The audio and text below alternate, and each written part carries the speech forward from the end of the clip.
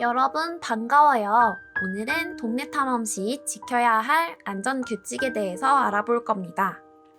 우리 총 5개의 동네 탐험 안전 규칙을 알아볼 겁니다. 첫 번째, 여러분이 동네 탐험을 하다가 길을 건너는 경우가 있을 거예요. 그때 지켜야 할 것들을 알아볼게요. 자, 만약에 여러분이 길을 건너야 하는데 횡단보도가 없는 곳에 차가 없어요. 그럼 무단횡단해도 될까요? 당연히 절대 안 됩니다. 차가 언제 어디서 갑자기 나올지 모릅니다.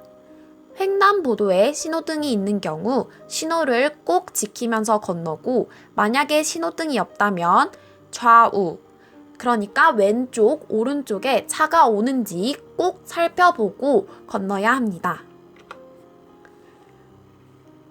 차는 언제 어디서 갑자기 나올지 모릅니다. 항상 횡단보도로 신호를 지키며 좌우를 살펴보면서 건너주세요.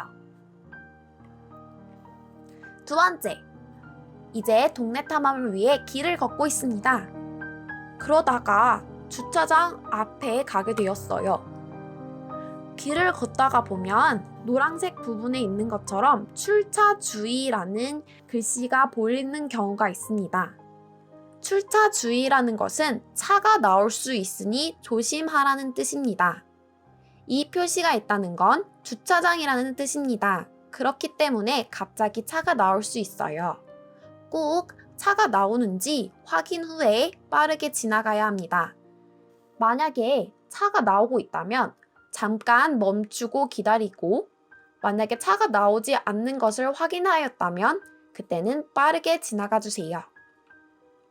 주차장 앞에 나오지 않고 있다고 생각해서 친구들이랑 놀거나 서 있으면 안 됩니다.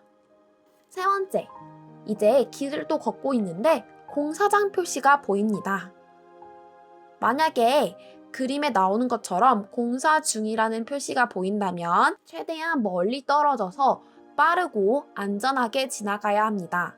이 표시가 보이는 경우 멀리 떨어져서 빠르게 지나가야 하는데요. 빨간 선이나 그림에 나오는 것처럼 빨간 콘, 세모 모양의 콘이 보이는 경우 절대로 그 안으로 들어가지 않습니다. 굉장히 위험해요.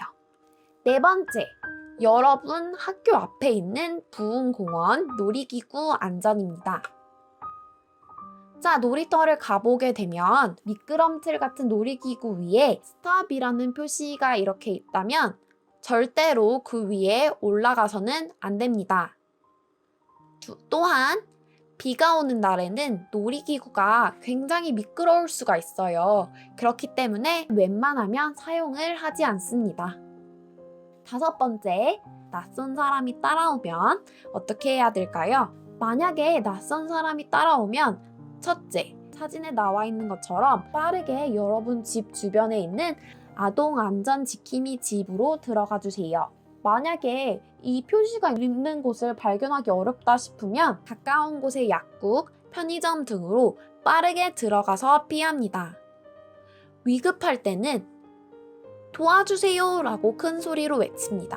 항상 낯선 사람을 조심해야 합니다. 자, 우리 오늘 5가지의 안전규칙을 알아봤어요. 같이 한번 다시 정리해 보도록 할게요. 첫 번째, 길을 건널 때는 어디로 건너야 할까요? 네, 맞습니다. 횡단보도에서 신호를 잘 지키며 좌우를 살펴보며 건너야 합니다. 두 번째, 출차 주의라는 글씨가 보이면 어떻게 해야 될까요? 네, 주차장이라는 뜻이기 때문에 차가 나오는지 살펴본 후 빠르게 지나가야 합니다. 세 번째, 공사장 표시가 보이면 어떻게 해야 될까요?